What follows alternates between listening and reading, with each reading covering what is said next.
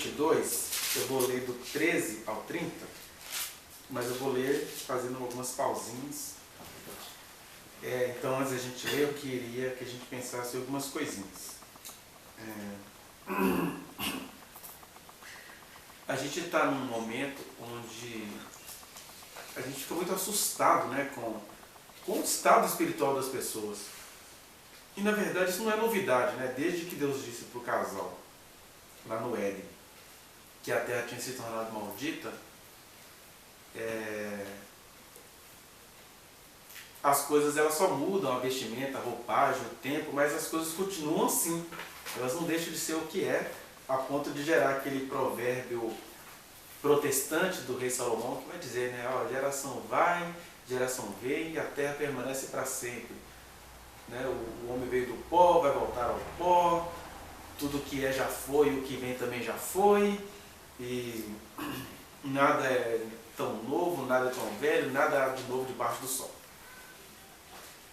E ele faz esse provérbio num sentido trágico e ao mesmo tempo para dizer o seguinte, olha, a vida não tem sentido, a vida não tem graça, a vida é a rotina, e a rotina é a morte, e é a inveja que move os homens. Né? Todas as realizações que a gente vai ver na humanidade é fruto da inveja de um ser humano pelo outro.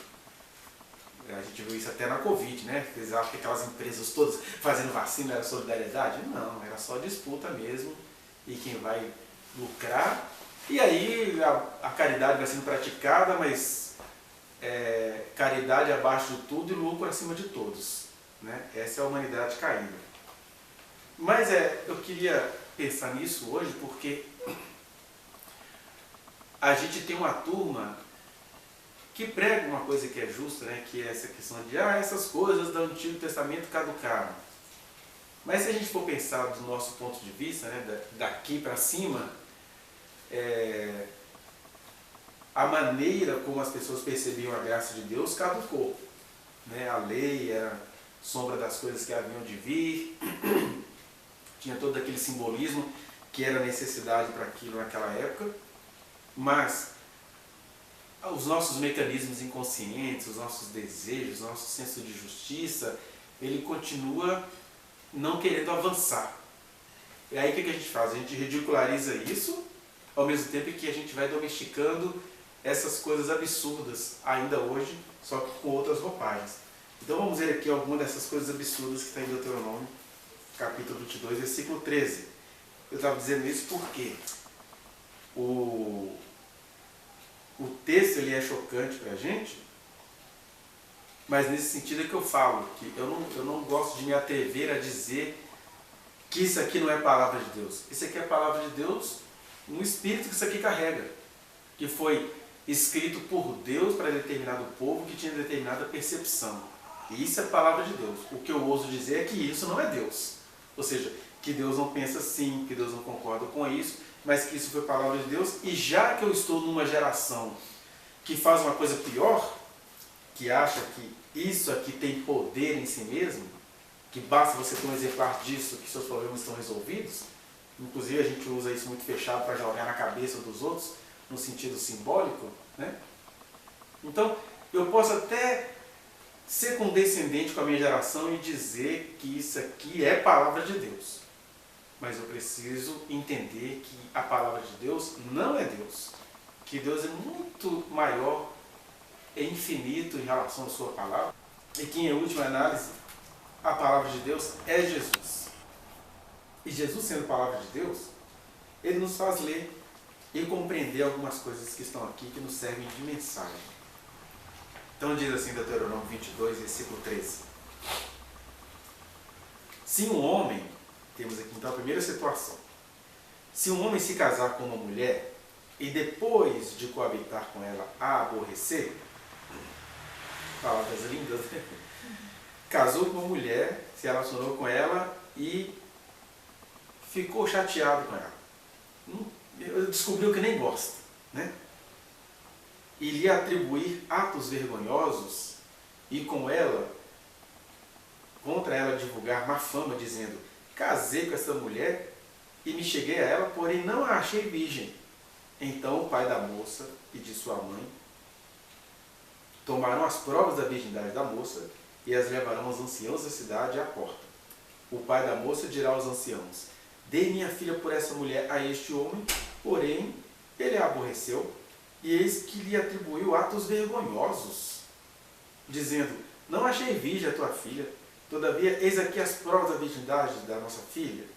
E estenderão a roupa dela diante dos anciãos da cidade, os quais tomarão o homem e o açoitarão, e o condenarão a 100 ciclos de prata, e darão ao pai da moça. A coisa não acaba nunca, ele não vai resolver o problema da moça. Dá 100 ciclos de prata ao pai da moça, porque a vergonha foi do pai, não foi da moça. Porquanto divulgou uma fama sobre uma virgem de Israel. Ela ficará sendo sua mulher, e ele não poderá maltratá-la, não poderá mandá-la embora durante a sua vida. Então, essa primeira situação é: o cara casou com a mulher e no fundo ele não gosta dela. Aí ele vai inventar essa história de que não achou virgindade nela. E aí a gente tem aqui subentendido que quando a filha perdia a virgindade, ela guardava aquele lençol ensanguentado, aquela baixaria. Mas olha que interessante, a gente vê isso assim hoje, porque quem está lendo esse texto hoje é um grupo que tem consciência de que a mulher é um ser humano, de que a mulher tem direitos, de que a perda de virgindade não deveria ser essa sangria, né? Mas as pessoas aqui, nós temos um problema. A mulher à vista, primeiro, como não carregando individualidade, ela era propriedade do meio, sobretudo ela era uma das propriedades do pai, aí ela era propriedade do pai, propriedade do marido, propriedade da opinião pública, e a perda de virgindade tinha de ser aquela coisa violenta. Se não fosse assim, a própria mulher ia achar que tinha alguma coisa errada com ela, se não tivesse sangue nem nada. Então ela guardava isso. Aí quando o cara vinha inventar essa mentira, que isso aqui era uma desculpa para ele sair fora dela, não gostou dela, aí atribuía atos vergonhosos, tinha que fazer o teste. E aí qual era o castigo do cara por ter feito isso, tamanho infâmia? Era pagar uma graninha ao pai da moça e tomar uns açoites. E o pior, ela ficará sendo sua mulher, e ele não poderá mandá-la embora durante a sua vida, porque nós temos aqui a lei do divórcio no Deuteronômio. Mas aqueles critérios para se divorciar não cabe a essa mulher que foi difamada pelo marido com quem ela recém casou-se. Então o marido falava mal dela, aí tipo, perdeu o playboy e não vai poder mandar ela embora, vai ter que ficar casado com ela o resto da sua vida. E aí você imagina o que era isso, né? A gente sabe o que é isso porque a gente sabe que é assim hoje em dia. Casais que não se amam, aí aquela irmã consagrada, ora a Deus todo dia pedindo a Deus para levar o marido dela. O importante é que ela foi uma mulher fiel e casada. O que acontece? O critério, a justificativa para esse compromisso do cara com a mulher de que ele não gostava, era que se ela fosse repudiada por causa da difamação dele, ela iria se tornar prostituta. Então, para prevenir a prostituição em Israel, ele tinha que ficar com ela até o fim da vida dele.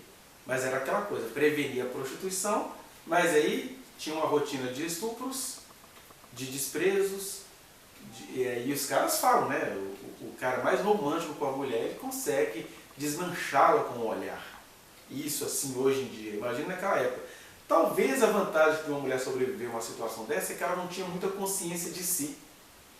Isso a gente vai vendo até hoje, que a mulher acabava olhando para a outra, disputando com outra, procurando falhas na outra, e aí ela talvez não se percebia muito, pensava assim, a vida é assim mesmo, o homem despreza a mulher, o homem não gosta de mulher, também a mulher não gosta de mulher, assim, faz parte.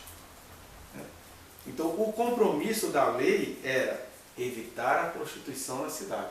Aí para se evitar a prostituição na cidade, a mulher tinha que ficar casada com o cara que já tinha demonstrado que não gostava dela, porque ele pega a mulher que ele sabe que não era aquilo e a difama na cidade, né? Aí nós temos uma segunda situação, que é assim, versículo 20. Porém, se for verdade que se não achou na moça a virgindade, então a levarão à porta da casa de seu pai, e os homens de sua cidade a apedrejarão até que morra, pois fez loucura em Israel, prostituindo-se na casa de seu pai. assim eliminarás o mal do meio de ti. Aí o que era o mal? O mal ali, dentro daquela parca percepção de consciência que as pessoas tinham de si mesmas e do que era a vida em sociedade, e era assim que se pensava em todos os lugares, né? O cara tomava açoite porque difamou a mulher com quem ele ia ser obrigado a passar o resto da vida. Imagina. E a mulher, se fosse verdade, ela ia ser apedrejada pelos homens da cidade. E você imagina essa cena, né? Porque olha que coisa mais criminosa você conseguir. Para você conseguir matar uma mulher, que geralmente era bem mais nova, era uma jovem mulher, então você tinha que matar uma mulher a pedradas, porque se entendia que ela estava se prostituindo. Quer dizer, não tem nada, você não tem um ser humano ali, você tem valores pelos quais você zela. Olha para onde que a nossa geração continua caminhando, ou de onde a nossa geração nunca saiu. Porque quando você começa a olhar para as pessoas com critérios de valores e não de humanidade, né? Porque olhar para a pessoa como humanidade era o que Jesus fez com a mulher samaritana. Uma mulher casada com 5 maridos não era uma mulher bem vista. Só que Jesus vai e conversa com uma mulher casada com 5 maridos e que estava com o 6º, que era o rolo. Aí ele começa a humanizar aquela mulher a ponto de escandalizar os apóstolos. E o que ele faz conversando com uma mulher? Aí fala, e escandalizavam-se porque viram Jesus conversando com uma mulher, ainda mais de Samaria, né? Aqui não tem ser humano, aqui tem valores. Aqui tem a igreja de Éfeso. Eu valorizo tantos valores, e aí Deus fala assim, para com isso, volte ao primeiro amor. Que o primeiro ato do primeiro amor é a gente olhar uns para os outros como ser humano. A gente olha uns para os outros como ser humano, e a gente percebe assim, uau, é um ser humano, é uma mulher samaritana, é inteligente, não que sorriso bonito, mas é um ser humano, não é propriedade minha, não é da sociedade, não é do marido, não é do pai, não é de ninguém. A propriedade é de Jesus. Aí a responsabilidade aumenta, né? Mas já estou me expandindo aqui, vamos ver mais os casos aqui. Então nesse primeiro caso, quando é mentira do homem, ele toma uns açoitezinhos e vai ter que viver com a mulher. E sabe-se lá o que significava isso a vida inteira. Para a gente ter assim uma ideia bem embaçada, é só olhar a história trágica de Jacó com Raquel e Lia, né? A maneira como Jacó tratava Lia, ou a maneira como Lia e Raquel se tratavam. E como a vida era em si mesma uma tragédia, porque a mulher que Jacó mais amava acaba morrendo quando do seu segundo filho. Ela custa ter o primeiro filho, que era José, e no segundo filho ela morre. E a Lia, que era mulher desprezada, foi vivendo como pôde e virou matriarca a contragosto de Jacó. E é isso. É isso que significa que Deus vai visitando as nossas iniquidades. Ele nos salvou, Ele compreende a nossa estrutura social, Ele compreende as nossas percepções. Mas é isso aí, homem do Antigo Testamento. Vai viver com ela até cansar. Está maltratando? Eu vou visitando suas iniquidades. Aí você que está sendo torturado por esse marido que vai ter que ficar com você, está maltratando os outros? Eu vou visitar a sua iniquidade. Isso vale para eles, isso vale para o século XXI. Ah é? Eu dei consciência a vocês? Vocês são mulheres do século XXI?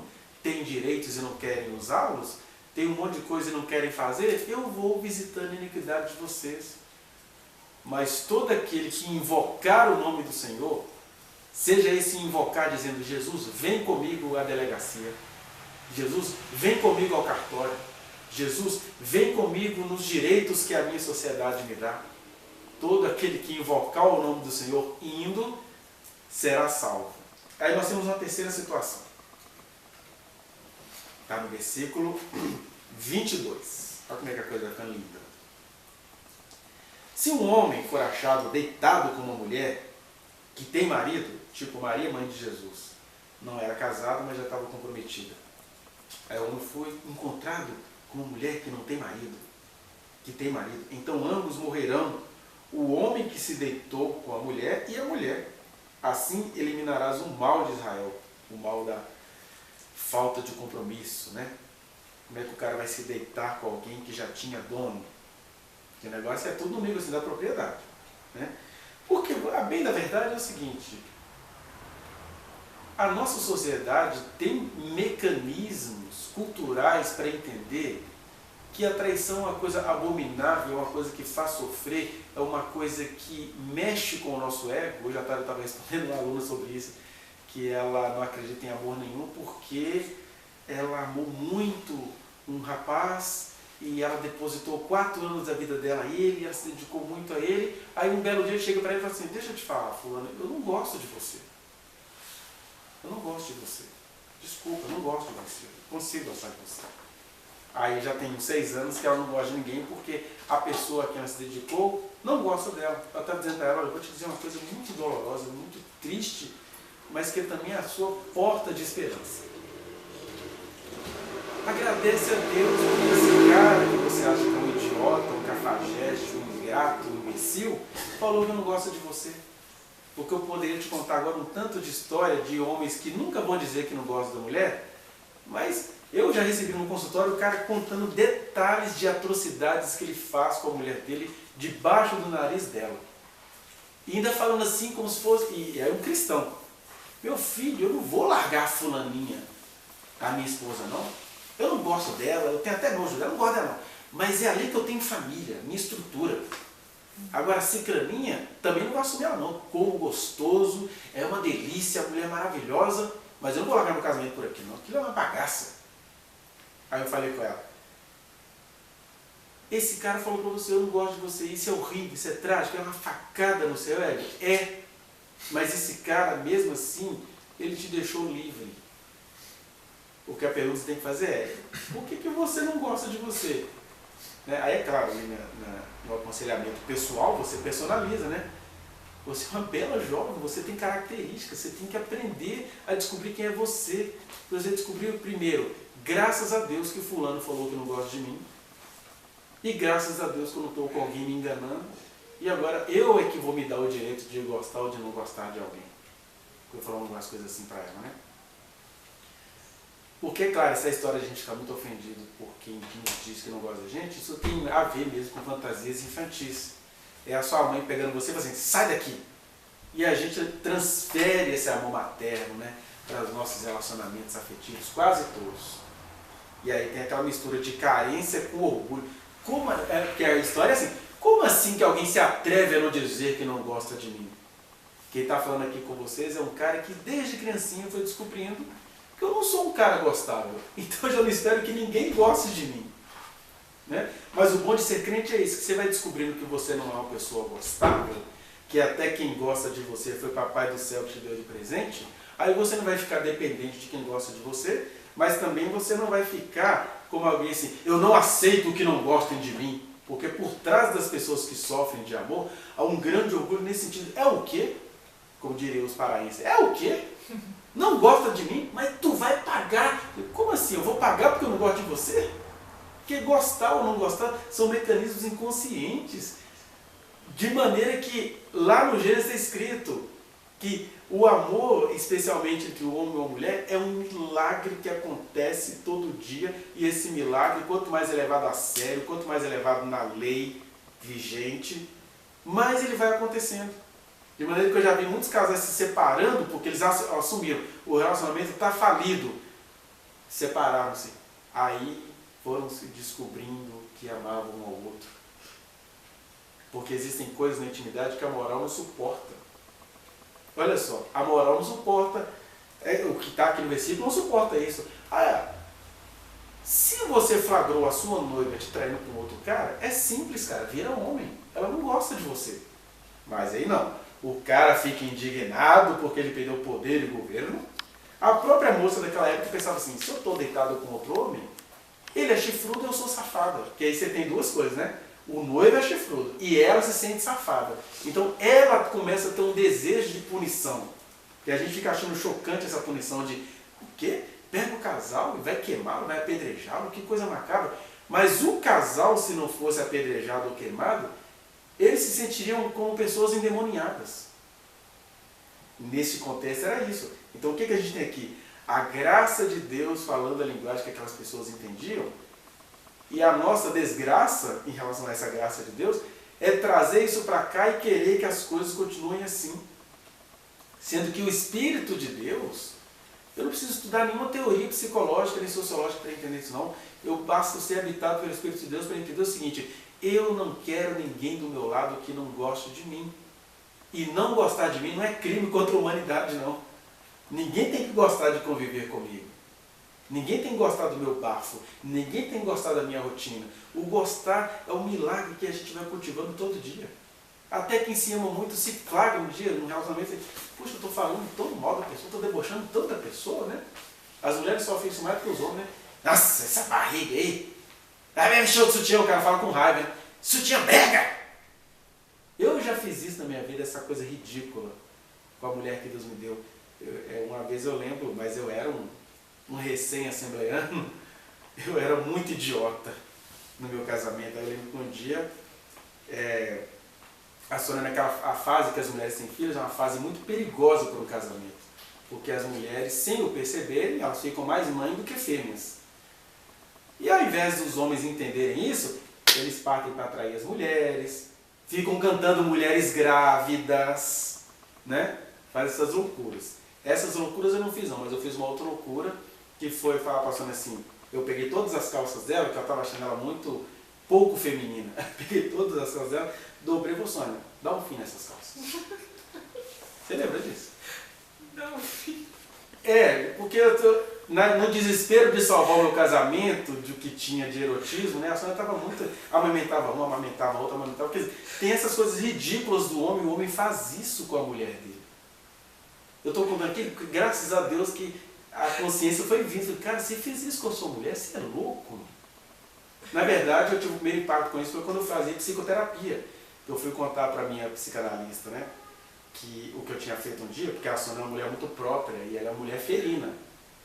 Os homens não são ferinos? O que tem uma mulher ser ferina quando está brava? A Sônia tem um temperamento colérico. Então, quando ela fica brava como uma colérica. Aí ela falou alguma coisa comigo. Ela é uma mistura de sanguínea com colérica, né? Ela é uma boa contadora de história, mas quando ela fica brava, ela e a Kézia aqui em casa são as coléricas do pedaço. Falou assim, a casa ficou destruída, com uma frase. Aí ela falou alguma coisa que eu fiquei ofendido e não dormi com ela, dormi na sala. E fui todo orgulhoso do dia na sessão contar. Aí eu lá, choramingando, contando lá para a psicanalista. Aí ela falou assim, você é bobo, cara? Você dormiu no sofá por causa disso? Ah, porque ela me desrespeitou. Você dormiu no sofá por causa disso? Aí eu fui falando e ela foi fazendo aquelas pontuações de psicanalista. Ela é psicanalista bem à la tradição, né? Eu fui ficando pequenininho. Saí da sessão com muita raiva, porque como assim, ela não entendeu a minha dor, né? Os homens valorizam a dor, né? Você vê o Bolsonaro apronta todo, depois vai chorar, coitadinho de mim. Aí debocha dos outros, é coisa de homem caído. E olha que eu sou um cara legal, tá? Eu sou um cara legal, sou um cara compreensivo, mas olha só, eu não escapei de ser macho idiota no meu casamento. E aí, a gente quer se entronizar diante do outro, no mundo caído. Então, seja homem, seja mulher, não gosta de mim, vai ter que pagar por isso. Aí a pessoa que se sente traída, ela começa a criar um trono de mágoas, né? Ela estava falando para mim, que isso, você está nova, chora tudo que você tem que chorar, pragueja tudo que você tem que praguejar, mas pensa o seguinte, esse cara não está mais na sua vida, você está livre. Porque eu não vou me envolver mais com ninguém, porque eu apostei tudo e ele não gosta de mim, etc. E isso é um fenômeno humano. Eu estou dizendo o seguinte, se é assim no século XXI, imagina aqui. Aí aqui, o cara se sentiu entronizado, a propriedade dele se deitou com outro. Então pega os dois e mata os dois. E era assim que se pensava. Era assim, por isso que a Bíblia chama 3 palavrinhas, não é à toa, não, né? Que é estatutos, mandamentos e juízo. O estatuto tem a ver com isso. Deus não necessariamente concorda com esse tipo de punição. Mas como era status, como era assim que se pensavam as coisas, aí Deus criou um estatuto. Isso aqui é um estatuto. O mandamento é igual aos 10 mandamentos. Ali é o que Deus pensa. Não adultere, não mate, não roube, não diga falso testemunho. Agora, quando adulterou, como é que vocês costumam fazer? A gente queima os 2 vivos. Aí, então vamos colocar um estatuto para isso. Esse é o status de vocês? É assim que vocês veem a coisa? O amor para você é uma briga de entronizações, de egos? O ego do magoado e o ego do magoador? Então, aplique a lei de vocês. Eu só estou aqui para dar livramento e fazer a sociedade não deixar de existir. Eu acho legal em Deus que Ele é todo amor, tanto quanto Ele é todo realidade. E a gente fica chocado com isso, mas aqui é o amor de Deus.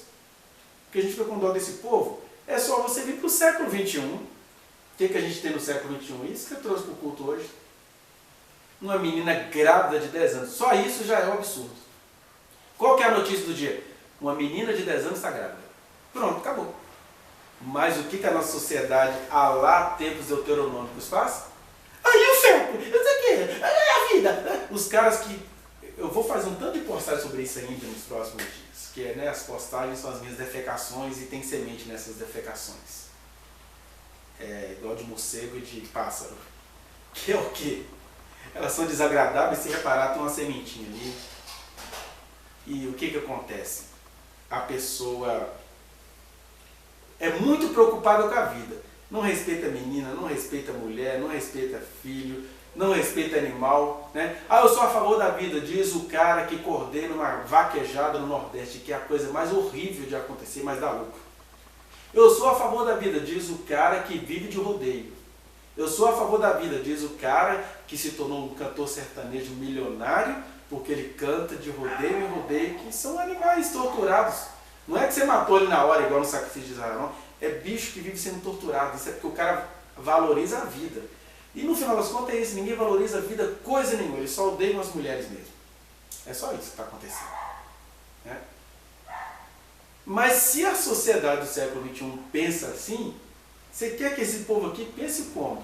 Eu estou falando que entre a gente entender que a nossa psique continua amaldiçoada e ficar ridicularizando o texto, eu tenho que ler esse texto dizendo, olha como é que eu sou pior do que essa gente.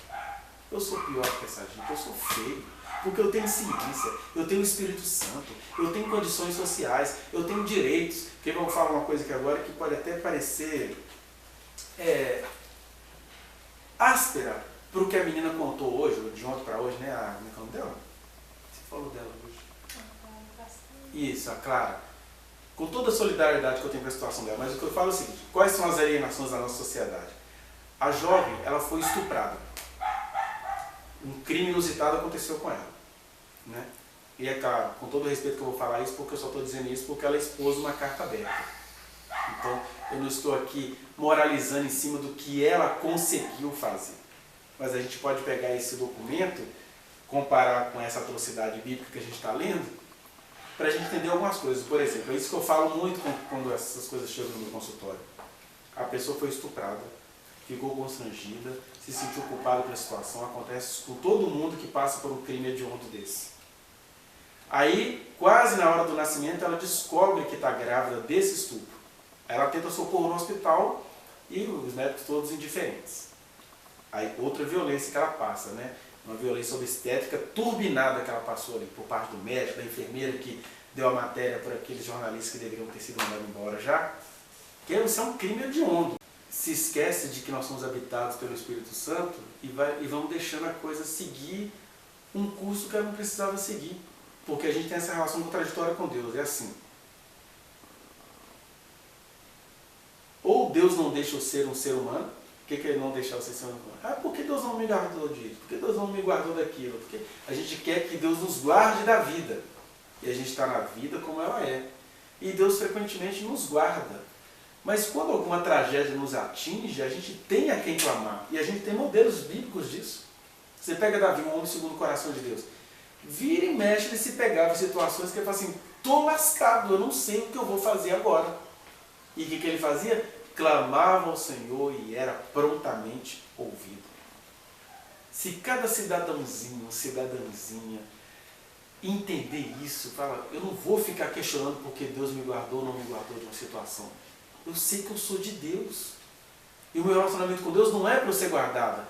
Mas o meu relacionamento com Deus é, se eu não fui guardado, eu sei a quem eu sirvo, eu vou clamar a Ele. Que era tipo o papo de Jó com Deus, né? Estou perdendo tudo, só tem um problema. Meu papo é com Deus. O que está acontecendo? Por que o Senhor está deixando isso assim? Mas o papo dele era com Deus. Foi julgado pelos amigos, mas ele, mais do que os amigos dele, tinha um papo com Deus. Os amigos ficavam julgando Deus ali para ele, que é o que a gente faz, né? Ah, já que Deus me guardou, não vou nem fazer ocorrência. Talvez o fazer a ocorrência consiste no Deus te guardar. Né? A gente perde muitos livramentos porque a gente não quer ser santo, a gente quer ser etéreo. O que é ser etéreo? Não vou usar os meios humanos que me são disponíveis. Aqui eu estou aqui pagando vocês, eu estou usando a máquina com defeito, é um meio humano. Estou sentado no banco, de vez em quando faz um barulhinho que não é aquilo que vocês pensam, é um meio humano. Estou usando óculos, meio humano. Se a gente não age assim com óculos, olha, né? O Senhor me habita, mas Ele não me retirou da hipermetropia, a cegueira de velho. É aquela que a gente só usa para ler, né? Por isso que eu fico com o olho assim, só para ler. Aí agora eu quero julgar Deus porque uma tragédia me atingiu, sendo que Ele em pessoa disse, olha gente, no mundo vocês vão ter aflições. O sol cai sobre bons e maus. A chuva cai sobre bons e maus. Ou seja, a chuva pode estar beneficiando um mal e prejudicando um bom. Nada disso faz diferença por um simples fator. Eu estou em você. Faça sol ou faça chuva. Aqui cai sobre os bons e os maus. Né? Mas a gente moraliza Deus. Até o sol que cai sobre bons e maus pode estar esquentando muito o bom e caindo em cima da árvore do mal. E o mal acha que ele é de Deus porque, né, os raios do sol não atingem. E o sol é só sol. Só sol. Então, a propósito do sol, vamos continuar com o sol aqui nessa referência. Aí nós temos uma quarta situação. A terceira situação era de uma mulher comprometida que foi flagrada contra o cara, e isso tudo que eu falei vai dizer o seguinte: nós do século XXI precisamos entender que ninguém tem a obrigação de nos amar. E nós temos outros meios para resolver isso. Não precisa do estatuto que foi dado aqui. Até porque o nosso estatuto é o estatuto mais elaborado. A gente tem ferramentas históricas, sociológicas e uma miríade de ferramentas psicológicas da psique humana que deveríamos aperfeiçoar. Eu acho engraçado o crente ter raiva de novela, porque você tem uma coisa boa no Brasil acerca dessas coisas, são as novelas. Elas têm um caráter comercial? Tem. É rede de televisão, querem vender, tem patrocinador, blá blá blá. Mas as novelas, talvez a série, agora a nova geração acho que é série, né? Mas as novelas brasileiras, por exemplo, estão entre as melhores do mundo nessas elaborações psicológicas. É como se fosse o Machado de Assis para o grande público. Né? Você lê um livro do Machado, não sei se alguém já leu aqui, Memórias Póstumas de Brás Cubas. Que livro delicioso de ler, que profundidade de conhecimento humano. Machado de Assis mereceu o título honorário de doutor em psicologia, por tudo que ele escreveu. Isso na época que era leitura. Aí você vai para a TV e você vai vendo, ai, destruição da família. Não, não é destruição da família, é destruição de um certo tipo profano, inconsciente e cruel de família. Porque uma família que encara uma crise como as novelas demonstram, essa felicidade é construída por nós mesmos. Né? É uma felicidade construída por nós. E a gente tem que ter humildade para entender uma coisa, entender que tem coisas que são para mim, tem coisas que não serão para mim. Então o Brasil ele sabe produzir novelas, é claro, assiste quem tem tempo, mas quem não assiste, essas coisas, nem vejo. Não. O problema é que os brasileiros que assistem novela parecem não aprender muito com as novelas. Ficam fixados em cenas, né? Porque tem também a parte erótica das novelas, aquela coisa toda. Olha aqui, vê se alguém ouve a pregação do pastor desse, gente. É isso que eu estou falando aqui. Nas minhas fezes há... Que alguém fala assim, esse cara só fala merda. É isso, nessas fezes há semente. A quem quiser ouvir, a quem interessar possa.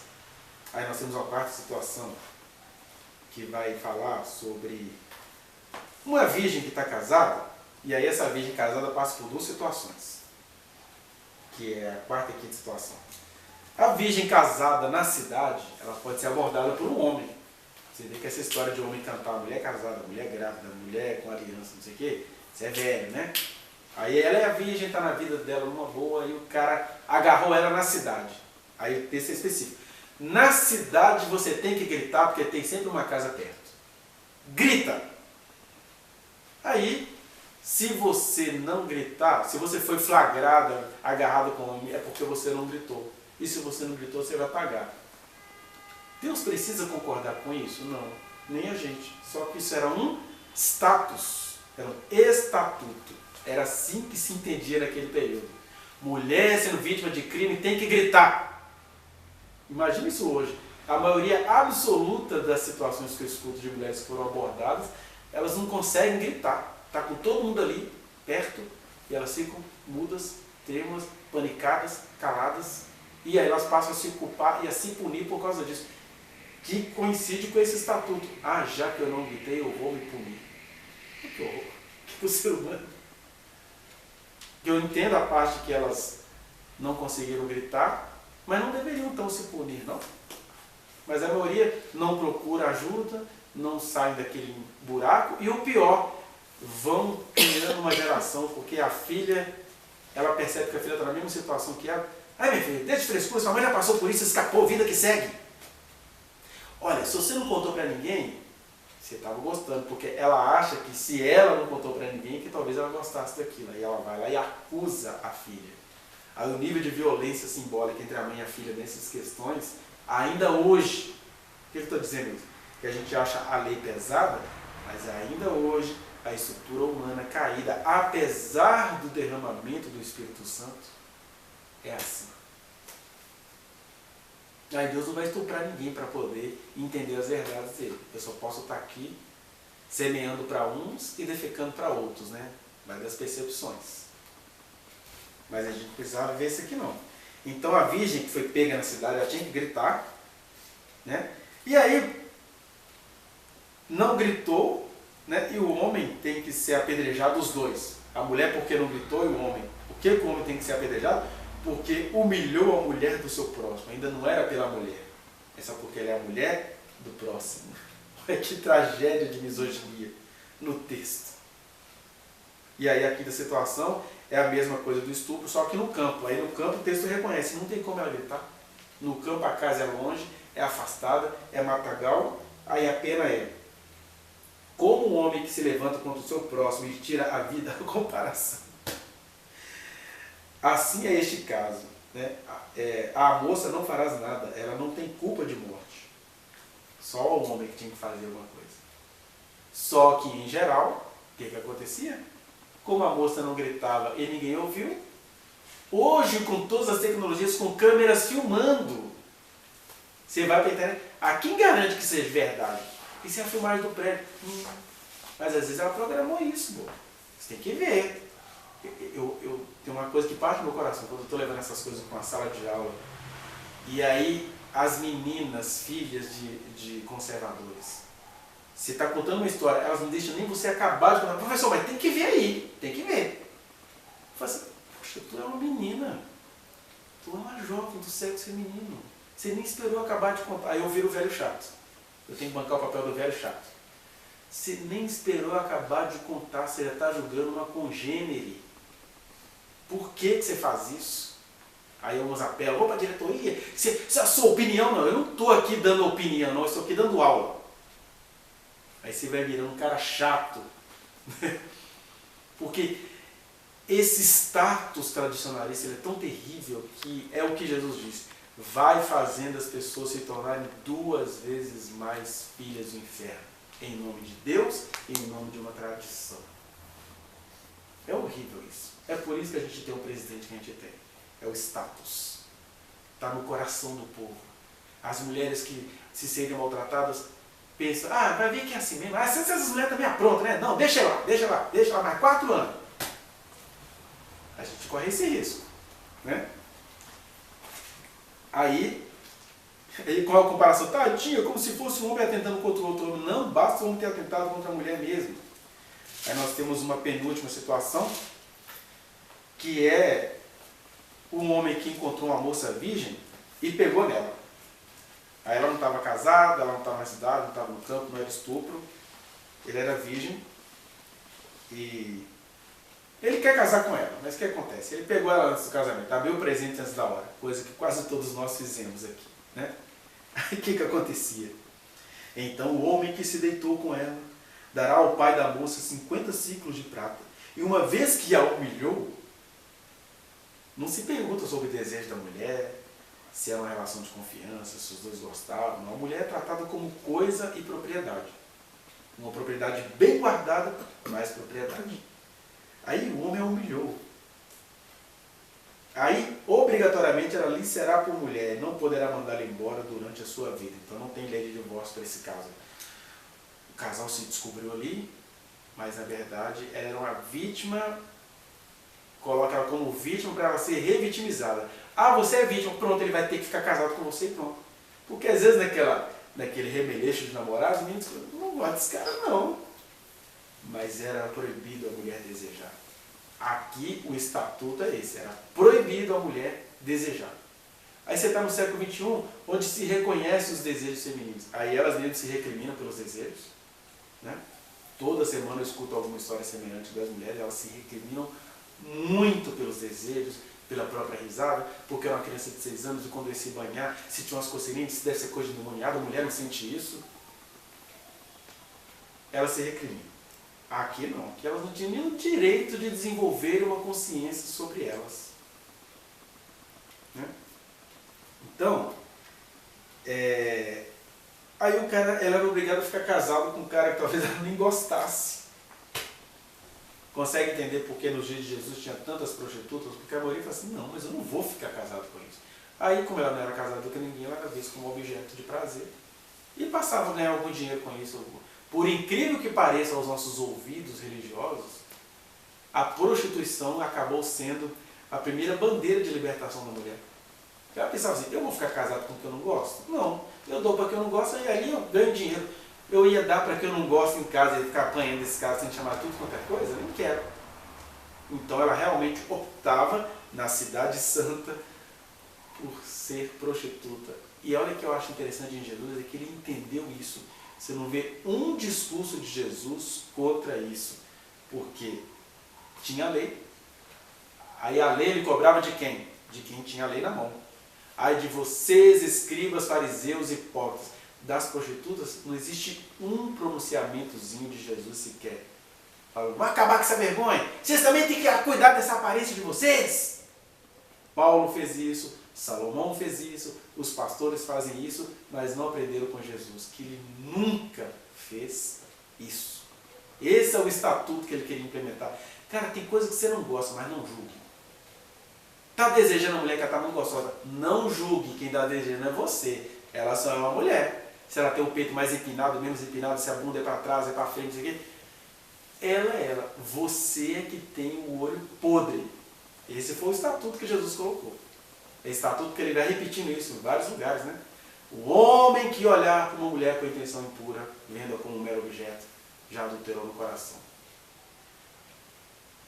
Se o teu olho está te fazendo tropeçar, e você está falando que a mulher é muito gostosa, arranca o teu olho, deixa a mulher para lá. Deixa a mulher ser mulher. Se os teus olhos forem bons, a tua existência será luminosa. Para de botar a culpa nos outros. Isso é o estatuto de Jesus. Aí ele fala, nisto conhecerão que sois meus discípulos, se estiverem esse estatuto, esse novo mandamento. É tudo por amor. E quem ama não vai ficar culpando ninguém que achou gostoso ou gostosa, não. Quem ama vai se colocar diante de Jesus, tem misericórdia de mim, que o pecador aqui sou eu. Aí nesse sentido Deus não terá ninguém por inocente. Né? Olha o que quer ver a palavra de Deus. Você está pegando o Antigo Testamento e está ouvindo reflexões sobre o Evangelho. Aí para terminar tem aquela coisa bem rapidinha, que nenhum homem tomará sua madrasta e não profanará o leito de seu pai. Não fala aqui que o menino vai fazer, o que vai acontecer com o menino. Ele vai dizer, ó, não pega a mulher, mas não é porque ela é mulher, é porque ela é mulher do teu pai. Ou seja, você tem aí é daqui que eles tiram essas tradições de virgindade, de punibilidade, etc. Mas virgindade aqui é só para mulher, vocês perceberam, né?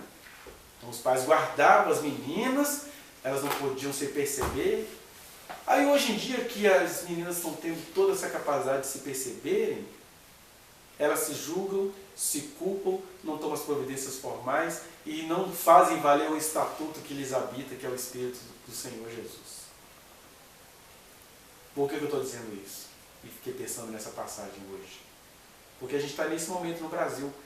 Tantas atrocidades praticadas contra os povos nativos, contra os nitidamente afrodescendentes. Eu acho uma vergonha o racismo contra preto no Brasil, porque racismo contra qualquer outra etnia é punido rapidinho.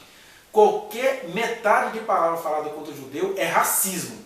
Aí você vomita 300 racismos e meio na frente de um negro. Injúria racial. Mas quando você vai lá ouvir o que está acontecendo com o negro, eles estão agindo como as mulheres, como as crianças, como as pessoas que são oprimidas e preferem não criar consciência. Né? E o convite do Evangelho para a gente é, sabe por que essas coisas estão aí no Antigo Testamento? Porque Deus é misericordioso, Deus colocou Deus detectou um estatuto. Ele falou assim, ó, é assim que vocês conseguem chegar a coisa? Então vamos estabelecer isso. É esse status de vocês. Mas Jesus falou, olha, o Paulo concluiu, o fim da lei é Cristo. Ou seja, a finalidade da lei é apontar para Cristo e nele toda essa lei se cumpriu. Mas é importante eu entender os cumprimentos originais dessa lei, porque parece que as nossas consciências não mudaram muito. Parece que a gente não se deixa ser plenamente batizado com o Espírito Santo. E as ações de Deus são portentosas, são poderosas, são escandalosas, mas elas são ações de quem confia no Senhor e com Ele se relaciona. Eu já vi Deus resolvendo cada coisa de estupro que a moral não suportaria, mas que o problema foi resolvido, foi. Porque o imaginário brasileiro deseja que o estuprador seja morto. Mas olha, Deus mata os estupradores aí. Só que quem descobre esses segredos, não é que você vai fazer macumba para estuprador ser morto, não. É porque Deus ele é justo, mais justo que as nossas leis humanitárias. Nossas leis são muito boas, mas elas são aquela humanidade ateia, né? Lembra lá do antropocentrismo, né? Nós é quem construímos a nossa história, né? Tem a sua razão de ser, são leis muito boas, mas em algumas situações é muito complicado você dar conta de um cara que pratica tantas atrocidades, mas é porque aqui no Brasil não é nem um estuprador, por exemplo. Aqui no Brasil, se fosse olhar a pena de morte, quem mereceria ter pena de morte? Jogadores de futebol. Vocês querem caras que mais estupram nesse país do que um jogador de futebol? O problema é que ele tem status, fama, dinheiro para pagar os melhores advogados, aí ele estupra e ele consegue vender uma imagem que não foi estupro, foi normal. Duas coisas, uma coisa normal entre homem e mulher, o Neymar cristão falando isso. Uma coisa normal. Eu paguei uma viagem da mulher para a França para comer ela. Isso é uma coisa normal entre homem e mulher. Ele não entende que isso em si é abusivo. Né? E uma lei que é humanitária, mas que não pune a riqueza. Porque um cara que é rico, ele tinha de ser punido conforme a sua riqueza. Cara, você é rico. Se a mulher tramou contra você, você tinha dinheiro para falar assim, nem venha. Aí esse cara não é punido por isso, não. Ele vai botar a culpa na mulher que queria pegar a fortuna dele. O Bruno matou a Elisa Samúdio e acha que fez uma obra maravilhosa para a humanidade. Tanto é que ele está jogando. Né? Esses são os estatutos malditos do país. Não tem problema, Jesus vai dizer, não tem problema. Não andem ansiosos com os estatutos da vossa nação. A minha lei, o meu princípio, o meu estatuto é o amor. E a mim pertence a vingança. Eu pego esse cara que está te fazendo mal. Você não precisa desejar o mal de ninguém, mas eu pego, porque eu não estou desejando o mal, eu sou o Criador, eu tiro a vida, ainda mais vida de perverso, eu tiro. Eu recolho aqueles que não discernem o corpo, como é que eu não vou tirar a vida de um perverso que está sobre a sua vida? Sem você buscar, ele faz isso. O nosso problema é esse aqui, nós titubeamos entre uma tradição cristã e um mundo injusto que a gente não sabe viver sem. A gente não sabe viver sem esse mundo injusto. Né? Os 388 anos de chicoteamento sobre os afrodescendentes, estupro de indígena, entrou para a nossa formação. De maneira que quem aceita Jesus no Brasil tem de ser liberto dessa maldição. Que é a maldição da pessoa que foi sofrida, mas ela ainda não se encontrou com Jesus, ela não sabe fazer uma leitura fora disso. Né?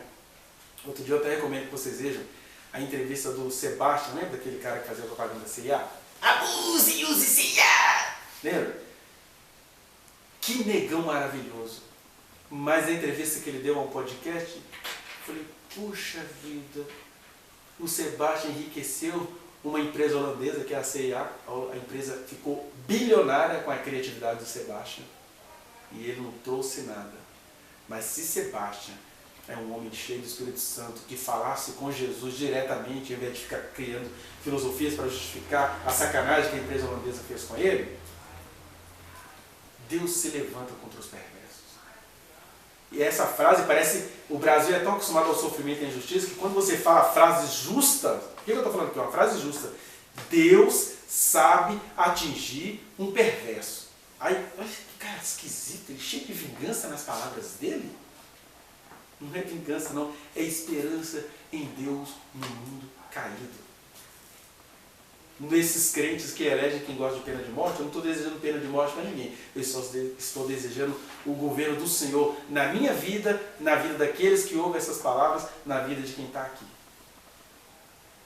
Ele sabe o que ele faz, porque ele é justo, né?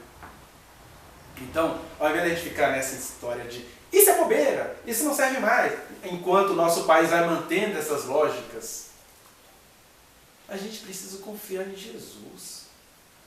Ele se deu, ele se doou, ele se esborrachou, ele se abriu, ele ficou 3 dias debaixo da terra para a gente ficar fazendo coisinha medíocre. Não, olha, de acordo com o pensamento teológico do fulano de tal, olha, as nossas leis são maravilhosas, eu adoro as nossas leis. Mas o nosso povo não gosta das nossas leis, eles são insatisfeitos. Porque a gente precisa se encontrar com aquele que antecede todas as leis, com aquele que é amor, com aquele que falou isso. Primeiro discurso de Jesus, bem-aventurados os que choram, porque serão consolados. Aí você não chora e fica reclamando da vida. Bem-aventurados que têm fome e sede de justiça. Quem é a justiça? Jesus. O fim da lei é Cristo, a justiça de todo o que crê. Eu tenho que ter fome e sede de justiça porque eu tenho que ter fome e sede de Jesus.